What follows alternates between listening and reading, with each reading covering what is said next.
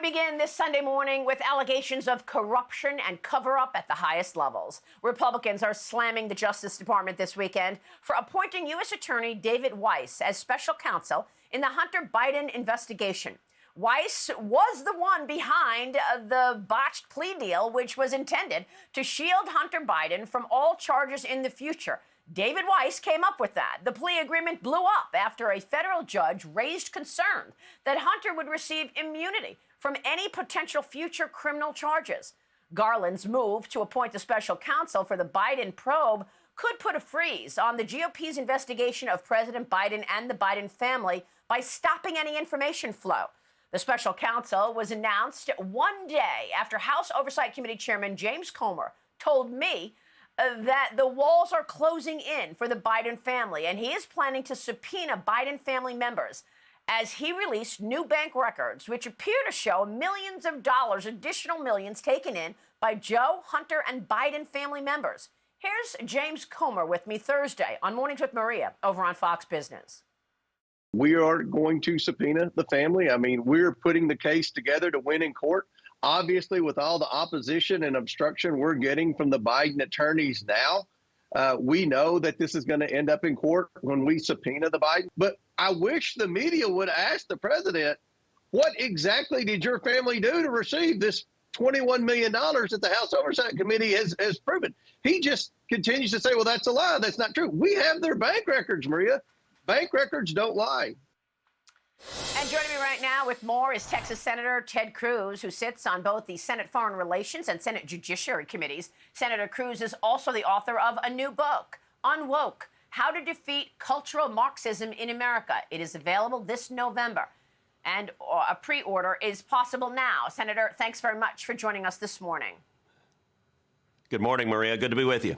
Your reaction to David Weiss being named as special counsel here? Well, this appointment is camouflage and it's cover-up. I think it's disgraceful. Listen, David Weiss was the U.S. attorney handpicked to lead this investigation, who spent the last 5 years covering it up. David Weiss, who was personally selected by the two Democrat senators from Delaware, Tom Carper and Chris Coons. For 5 years, the investigation has gone nowhere other than to protect Hunter Biden and Joe Biden. Not only that, David Weiss is the one that is subject to two whistleblower complaints from senior career IRS officials who came forward. They said they'd never seen an investigation like this in their entire time in law enforcement.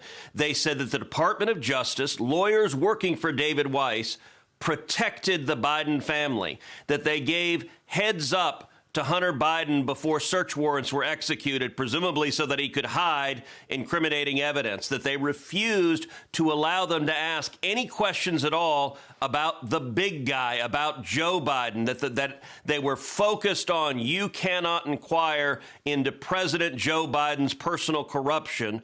And the result of all of that is that David Weiss either was an active participant in covering up this criminality and protecting Joe Biden, in engaging in obstruction of justice. That's option one. Or option two, he wasn't the driver. He was just complicit. He was so weak that he couldn't stop the partisans in Maine justice from turning it into a political effort to protect Joe Biden.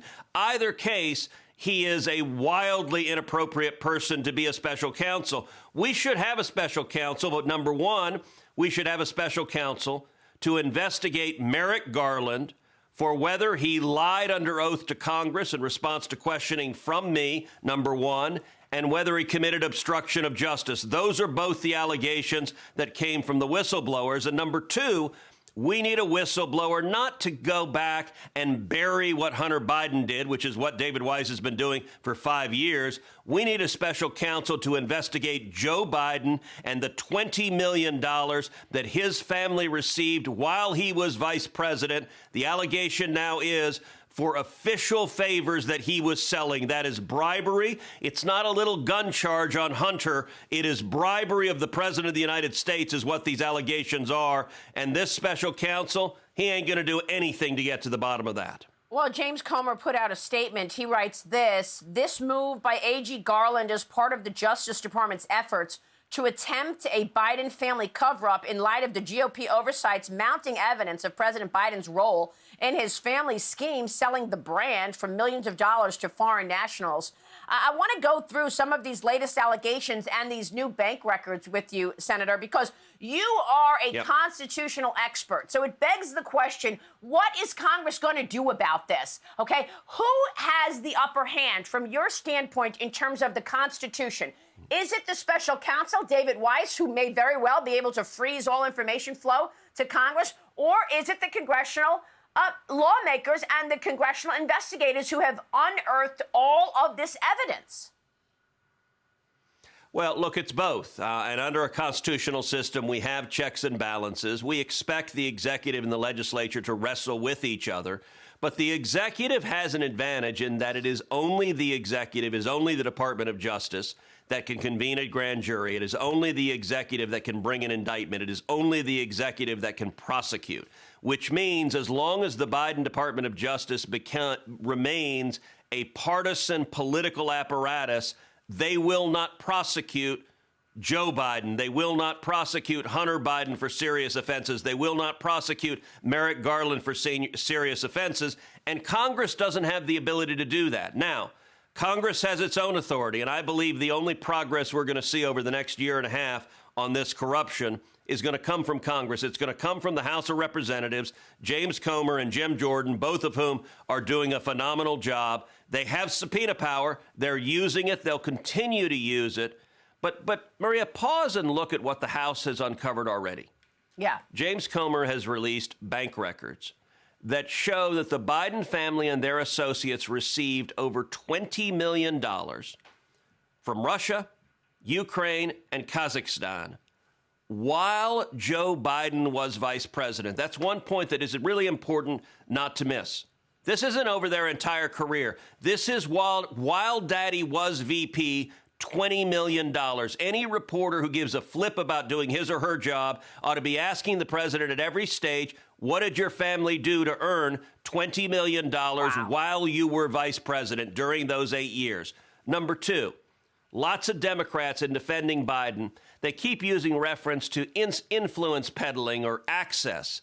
That's not what these allegations are. Influence peddling and access happens a lot in Washington. There are a gazillion Washington lobbyists on K Street. That's not what the allegations are here. The allegations are that Hunter was selling official favors from Daddy when he was vice president of the United States. If you look at the FD 1023, the allegation there is the oligarch who owned Burisma spent $10 million, $5 million to Joe Biden, $5 million to Hunter Biden, in exchange for getting Joe Biden to fire the prosecutor who was prosecuting that corrupt oligarch. We know the second half of the quid pro quo happened. Joe Biden has admitted he got that prosecutor fired. The allegation is he was bribed to do it. And number three, it's important to understand, this is often discussed as Hunter's business dealings. This was not Hunter's business dealings. This was Joe Biden's business. Hunter has no marketable skills. No one on planet Earth would pay him $20 million to do anything. What Hunter was selling was Daddy. This was Joe Biden's business, shaking down, mind you, not shaking down our friends, not shaking down France or England or Italy, but shaking down corrupt oligarchs in communist China to the tune of over $20 million. Hunter was the salesman, but the product was Joe Biden's personal favors, and that is, if true, corruption at the very highest level of government. Well, what does this mean in terms of an impeachment inquiry? Do you think this special counsel and this power play out of the DOJ warrants that impeachment inquiry sooner rather than later? Do you support an impeachment inquiry? Absolutely, yes. I have publicly called for 3 impeachment inquiries to proceed in the House. Number one, I believe the House should impeach Alejandro Mayorkas, the Secretary of Homeland Security, for opening up our borders and creating the greatest humanitarian disaster in our history. Number two, I believe the House should impeach Merrick Garland, the Attorney General, for being brazenly lawless, for committing perjury and obstruction of justice. And number three, I believe the House should open an inquiry into impeaching Joe Biden. Now, To impeach Joe Biden, what needs to be demonstrated is bribery. Under the text of the Constitution, a president can be impeached for treason, bribery, or other high crimes and misdemeanors. Bribery is explicitly enumerated. Now, what does it take to have bribery? The essence of bribery is a quid pro quo. Now, you'll remember during the first Trump impeachment, we heard that over and over and over again, quid pro quo. That is a Latin phrase that means this for that. It means compensation, usually money, in exchange for an official favor of a government office holder. Now, with respect to this quid pro quo, we know the quo happened. Joe Biden, on television in an interview, bragged that he held hostage over $1 billion in U.S. loan guarantees to Ukraine and forced them to fire the prosecutor that was investigating the oligarch that was paying his son $1 million a year and allegedly had paid him and his son $10 million altogether.